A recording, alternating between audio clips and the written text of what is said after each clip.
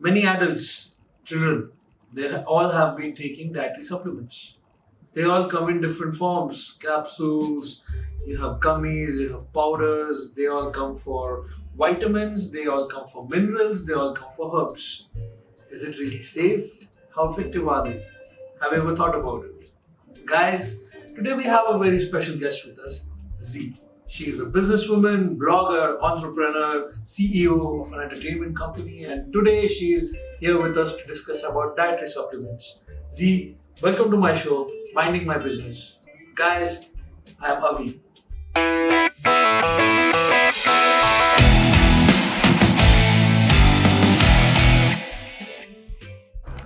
Hi Z, welcome Hi. to my show. And Z, getting straight to the point, nutrition supplements. So there are these dietary supplements which you can have in place of some food. Some people don't want to have lentils. They want to have some supplement. They want to go ahead with it. But how effective is a dietary supplement or a nutrition supplement if you are not having that particular food? And I also want to know who are these people who need supplements first. Okay. Now, let's be honest. You know that the supplement industry is a multi-billion making business industry. So, if we're talking about our year right now, 2020, and then we go back in time maybe to 1970, we're going to talk about, first of all, food and then the supplements. During our great grandparents or even our parents' generation, food had more vitamins than we have now due to the mass consumption of food around the world. So obviously we will need some vitamins to be taken in depending on what your body requires or feels like. My approach to this industry is very simple. I would actually go, I haven't done a test yet myself personally, but sometimes I feel after reading and getting more of a knowledge of how I feel if I'm more tired or there's something lacking. So I would actually read about the vitamins and minerals and supplements and then figure out what my body is lacking. Then I would actually buy those supplements and take them. Is it the right approach? I might tell you no, maybe I'm doing it all wrong. The right approach would be to do a clinic test. Okay. I read actually just a couple of days ago that there's a test where they can do it from your palm and then they could actually figure out what minerals and supplements is needed. Or you have a blood test where you can figure out what supplements, minerals is needed. Then when you figure that part out, the important part is, I am sure, with all respect to everybody, that the doctors would give you a prescription of a specific thing. Now, would that supplement brand suit you? Maybe. Would it suit me? Maybe not. Maybe not. Yeah. So knowing which supplement brand would suit you, would suit me, or would suit another person, as we're all different, I think it's with trial and error. Now, what I realized is most of the doctors get a commission-based profit from selling the supplements. So obviously, they will give you that specific supplement brand. There are so many supplement brands in the market, which is incredible. Like it's a lot. You don't know which one to choose. My right approach towards that would be to do a study on the company, or and then a study on the background of the person of that company to see how knowledgeable they are. So if, for example, a businessman did a supplement, maybe I wouldn't choose that supplement. Maybe I would choose a supplement of a sport person that actually explained why he created that supplement. I also would look at the back of the supplement to see how much vitamins is needed, how much vitamins is in if that comes to like a specific supplement like multivitamin, But what I read and understood better from this topic is that I would actually not choose one supplement that would give me everything. I would actually take supplements separate that would be more beneficial to myself or to anyone else. Okay. Many supplements have active ingredients that have strong effects on the body, and you are most likely to have side effects from these. And I'm going to read out some excerpts here, which, if you have high doses, which can have negative impacts basically. So I'm just reading out from a list I have. Vitamin K can reduce the ability of the blood thinner the warfarin to prevent blood from clotting. Then there is the St. John's wort that can speed the breakdown of many medicines and reduce their effectiveness. So this is basically, these are those you have these antioxidant supplements such as vitamin C and E, which might reduce the effectiveness of some types of cancer and chemotherapy. I'm not reading this out for any give out bad vibes or wrong vibes. So what I want to know is these supplements, if not had, obviously we discussed in the first point, if not had in a correct proportion, or if you don't have the correct supplement, it can have negative impacts. So I want to know in general, like say a general pill. I mean, I just want you to give me an example. What you could have, you could actually go wrong, and what could go wrong, which could take a while to correct it. To be honest, in the supplement industry, again, you've got multivitamins, then you've got the sport supplements, then you've got sport vitamins, which are different than the vitamins. You've got all these brands. Some are like, for example, brands that are medically approved brands. Some are FDA approved brands, like the sport supplements, which are different than the chemist supplements. What I can advise in such cases, if you have an illness, I think it's better to check with your doctor which supplements you should take and should not take. They would have more knowledge about that and what is needed for you to take or not to take. I do agree that if, for example, you buy, this works with myself, I don't know with other people. If I took iron supplements and it's 50 degrees outside, I would get rashes and hot flashes, and so I do agree that sometimes supplements should not be taken depending on the season and the weather. That's talking from my experience. Body to body, depending on different bodies. Depending on different bodies. I also do agree that if I mix two supplements together, it might not get a side effect, but I might not get the same impact as if I took one supplement and then waited a while and took another supplement. I do realize that many people online, of what I saw, they place their supplements all together and just throw it all in and drink water. I have no idea what happens to them. Maybe some got used to it, so maybe nothing happens, but I would do a better study based on how to take supplements. It's important. And Z, I mean, I will read out another article. Sorry, guys. I mean, this is some topic where you need to, quote things. So I'm seeing, I mean, there are evidence which suggests that, some supplements can enhance health in different ways. And this is something where I'm talking about enhancing now. So the most popular nutrient supplements are multivitamins. You have calcium, you have vitamin B, C, D.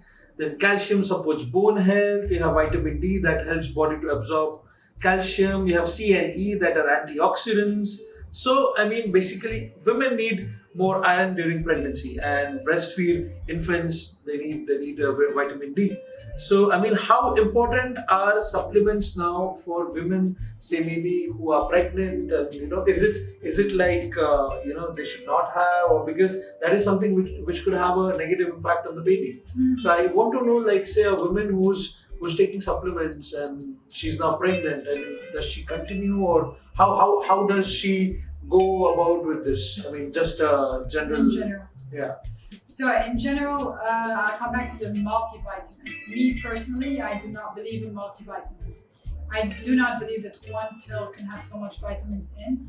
And then when I read at the back of the box of these pills, it looks like there are very small amounts of the vitamins that I don't think could change the impact on your body.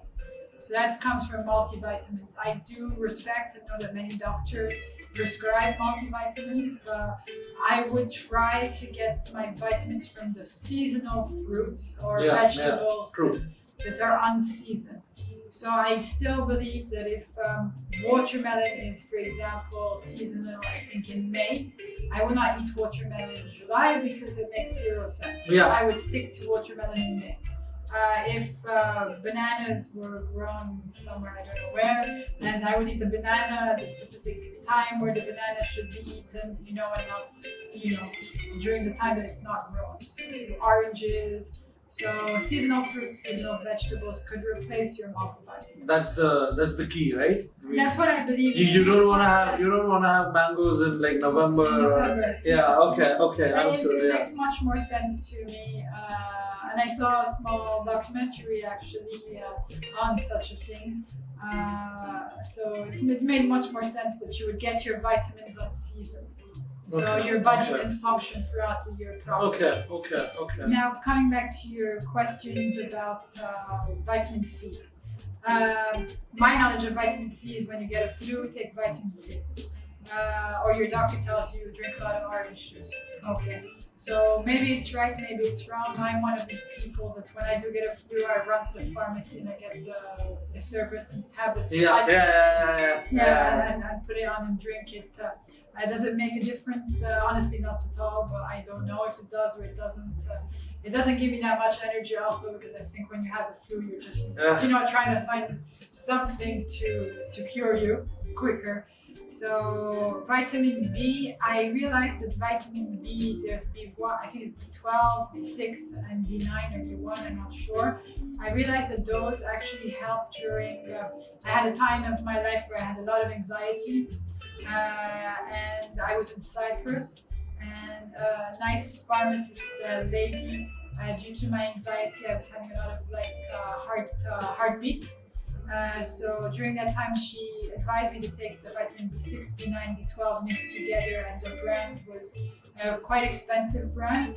And I do realize that it actually helped me calm down in a way. It was working well. Okay. So I realized that maybe it is important in your body, depending on your stage in life.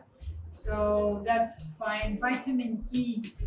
I was always more conscious about it for creams like collagen and stuff like that. So on your face and stuff. I remember there was a lady with vitamin A and vitamin E. It was basically a cream for facial and body. There was an old woman I used to know that only used that. So I'm not very wise about vitamin A and E except salt and creams most of all. Okay. Now for pregnancy, I think multivitamin is always given during pregnancy. And I think they do a test for the women and they know what's missing. But I also realized if you're pregnant with a boy, it's different than being pregnant with a girl. Okay. So as a woman, there's not enough testosterone hormones in your body. So I think depending on that, they give maybe I think it's folic acid or something for a boy or a girl. I'm not sure, but yes, I think the doctor could advise. But it's a big industry. It's a big industry. And it's complicated in a way. Z, another question is, suppose I have a supplement and I want to have it. I mean, obviously I will do adequate research, but how do I know? Obviously we have covered this, but how do I know which supplement do I buy?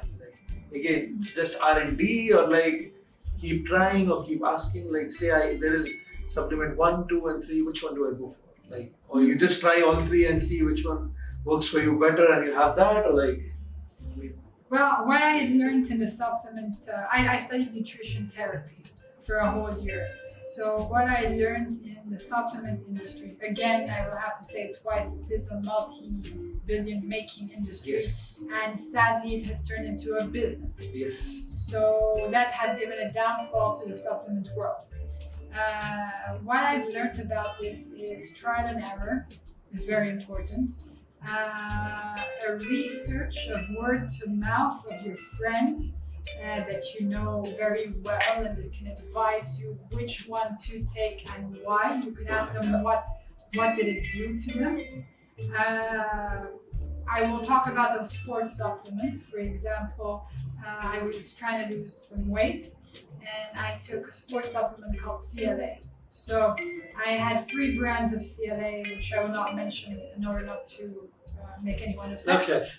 Okay. So from these 3 brands of CLA, I realized different stuff happened. The first brand of CLA was actually amazing. Then, because I couldn't find it in the UAE, I switched to another brand. The other brand did nothing at all. It was nothing happened. And the third brand gave a really big boost, but then when you stopped it, you had a backflash. So I realized after learning myself and the trial and error based on brand, like those free brands of CLA, that what you call it, there's different supplements that would suit your body type, and different supplements that won't suit my body type that could suit your body type. So after researching, I would specifically find a person that has more towards me, like what I'm trying to target, correct. and then ask them more questions before jumping and buying for advertising and marketing purpose. Okay. So that's what I would do. So it would be more trial and error and a word of mouth. Okay. Important. Guys, please take note. See, my last question would be, because we're coming to an end of this podcast, there is a craze which I have seen. People are buying a lot, and you think sometimes people just overdo it, or you think, okay, let them do, until they realize what's wrong or what's right for them. I just want to get your views on this. Like, are we just overdoing and just running behind supplements, or I think the interest towards food has gradually gone down, and we just, what do you think? To be honest, Abby, it's a very hard question to answer. I would actually say this. Again, I'm going to divide the sport industry and the pharmaceutical industry in two. The pharmaceutical industry, you would have nowadays the elderly people that would be checking out marketing scams on a constant basis, and then suddenly they would think, oh my God, I actually need this and that and that and that because I have a knee pain, and. So they would jump to whatever was sold to them. It has to do how it's sold, and you have to give it to this industry. They're so smart; they can sell the moon to you. That's how smart they are. So most of those, they target a specific age group, and then they keep on selling. So is it nice to do? I would say no. Are they all jumping into the bubble? Yes. Everybody's running without thinking what should be done properly, or how they should take their time in doing it, or doing a research and stuff. Now in the sport industry, let's think about it. You get into TikTok, for example, everybody has a six-pack. The whole TikTok has a six-pack. It makes zero sense. So you have the young generation now that are growing up and checking TikTok and checking out six-packs. So now they're having obsessive behavior, like, I want a six-pack, So then they're going and jumping into trying to read what can give them a six-pack. Now let's be honest. A six-pack is a diet, sports, and there's no supplements that are legally taken that can give you a six-pack. So is it out there, all these supplements giving you a six-pack? Yes. Will they all go and jump and buy it? Obviously. Will they do their research? No, they'll just keep on taking and then wait. Sadly, it's become like that. People are not really reading right, or getting advice from nutritionists or athletes or people that could advise them in a proper way of how to achieve their goal, in the right way. I would just advise some supplements, yes, you can take, which maybe you would benefit from. I take supplements myself personally that I do benefit from. But at the end of the day, it's all made in the kitchen. So I would just get a very good nutritionist advice and maybe a sports athlete person's advice. Sit with them for an hour, talk, and figure out how you can achieve before spending so much money on supplements. Okay. So that's what I personally can give as advice. Okay. Thank you, Z. I think we have come to an end to our podcast. We have a lot to discuss, but time frame, guys.